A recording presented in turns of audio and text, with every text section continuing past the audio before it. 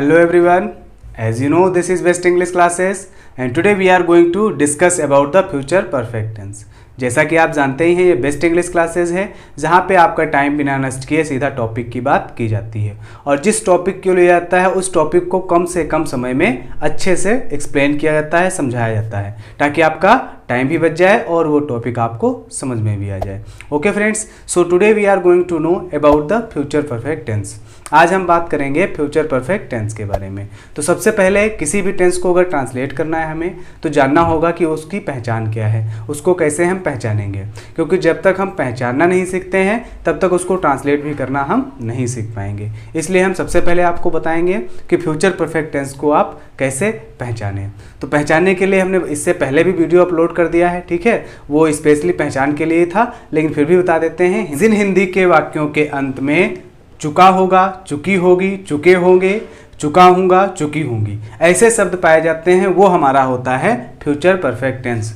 Yes friends, अगर हमारे हिंदी के वाक्य के अंत में चुका होगा, चुकी होगी, चुके होंगे ऐसे वर्ड्स पाए जाते हैं तो वो हमारा होता है फ्यूचर परफेक्ट टेंस। और अगर वो सेंटेंस इंग्लिश का है तो उसमें आप देख सकते हैं हेल्पिंग वर्ब शैल हैव या विल हैव का यूज़ किया गया होगा। यस फ्रेंड्स, हिंदी के वाक्यों के अंत में चुका होगा, चुकी होगी, चुके होंगे इस टाइप के वर्ड्स और इंग्लिश सेंटेंसेज में विल हैव और शैल हैव का यूज़ किया गया होगा। अगर ऐसा पाया जाता है तो वो हमारा फ्यूचर परफेक्ट टेंस होगा। सो अब हम बात करने जा रहे हैं फ्यूचर परफेक्ट टेंस के अफर्मेटिव सेंटेंस के बारे में।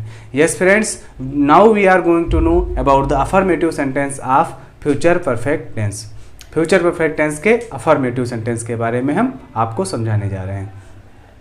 तो सबसे पहले हम समझते हैं स्ट्रक्चर क्या होता है, क्योंकि ट्रांसलेट करेंगे अकॉर्डिंग टू स्ट्रक्चर। सो हम सबसे पहले बात करेंगे स्ट्रक्चर की। तो स्ट्रक्चर है हमारा सबसे पहले सब्जेक्ट फाइंड आउट करने के बाद अगर सब्जेक्ट आई या वी है तो उसके साथ शैल हैव का यूज करेंगे और अदरवाइज उसके साथ हम विल हैव का यूज करेंगे।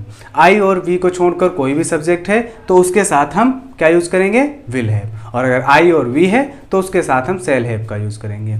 उसके तुरंत बाद वर्ब की थर्ड फॉर्म जो हमारी मेन वर्ब होगी उसकी थर्ड फॉर्म नोट करेंगे। उसके बाद ऑब्जेक्ट देखेंगे, ऑब्जेक्ट फाइंड आउट करने के बाद ऑब्जेक्ट को पुट कर देंगे और फिर लास्ट में फुल स्टॉप। यस फ्रेंड्स, सबसे पहले सब्जेक्ट फिर विल या शैल अकॉर्डिंग टू सब्जेक्ट। अगर आई या वी है तो उसके साथ शैल हैव और अगर अदरवाइज को सब्जेक्ट्स हैं तो उसके साथ विल हैव का यूज करेंगे और उसके बाद वर्ब की थर्ड फॉर्म और फिर उसके बाद ऑब्जेक्ट यूज करेंगे, लास्ट में फुल स्टॉप। सो ये हमारा स्ट्रक्चर हो गया। बट अगर किसी भी टेंस को बहुत अच्छे से समझना है हमें तो उसके लिए एग्जाम्पल्स बहुत ज़रूरी होते हैं। Okay friends, so let's see some examples. So first example is वह खाना खा चुका होगा। पहला एग्जाम्पल है हमारा वह खाना खा चुका होगा। इसको आप ट्रांसलेट कीजिए। यस फ्रेंड्स, सबसे पहले इसको हम पहचानेंगे उसके बाद ट्रांसलेट करेंगे। तो सबसे पहले हमने देखा लास्ट में क्या लगा हुआ है, चुका होगा, तो इट मीन्स ये हमारा क्या है, फ्यूचर परफेक्ट टेंस है। ओके फ्रेंड्स, और अफर्मेटिव सेंटेंस क्यों है, क्योंकि इसमें किसी कार्य के करने या होने का बोध हो रहा है, एक्सेप्टेंस का बोध हो रहा है। उसके बाद हम देखेंगे इसका जो है कैसे इसको हम ट्रांसलेट करेंगे। तो सेंटेंस हमारा क्या है, वह खाना खा चुका होगा। तो सबसे पहले हमें सब्जेक्ट फाइंड आउट करना होता है। सब्जेक्ट क्या है, वह। उसके लिए आप क्वेश्चन कर सकते हैं कौन खाना खा चुका होगा। अगर आप क्वेश्चन करते हैं कौन खाना खा चुका होगा तो आंसर में आपको क्या मिलेगा, वह। तो वह हमारा हो गया सब्जेक्ट। अब क्योंकि ही है इसलिए इसके साथ विल हैव का यूज़ करेंगे। अगर आई या वी होता तो उसके साथ शैल हैव का यूज़ करते। तो यहाँ पे हमने ही के साथ विल हैव का यूज़ किया। उसके बाद देखेंगे खा चुका होगा, तो यहाँ पे वर्ब जो है आपका वो क्या है, खाना, ठीक है। तो ईट मीन्स होता है खाना और ये जो ऑब्जेक्ट हमारा है वो है फूड वाला, भोजन। तो हमने लिखा यहाँ पे ही विल हैव। उसके बाद देखेंगे ईटन, क्योंकि ईट हमारा होता है फर्स्ट फॉर्म और थर्ड फॉर्म होती है ईटन। सो हमने यहाँ पे नोट किया ईटन। उसके बाद ऑब्जेक्ट, वह क्या खा चुका होगा। ऑब्जेक्ट के लिए आप क्वेश्चन कर सकते हैं वह क्या खा चुका होगा, तो आंसर आपको मिलेगा खाना। तो वहाँ पे आप लिख सकते हैं द फूड। ओके फ्रेंड्स, उसके बाद फुल स्टॉप।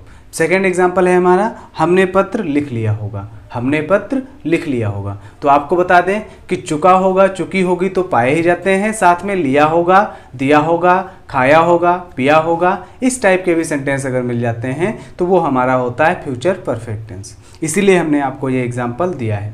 तो यहाँ पे लिखा हुआ है हमने पत्र लिख लिया होगा। तो इसमें सबसे पहले हमें फाइंड आउट करना है सब्जेक्ट। क्योंकि स्ट्रक्चर में सबसे पहले क्या हमें नोट करना होता है, सब्जेक्ट। तो सब्जेक्ट के लिए आप क्वेश्चन कीजिए कौन पत्र लिख लिया होगा, किसने पत्र लिख लिया होगा, तो आंसर मिलेगा आपको हमने।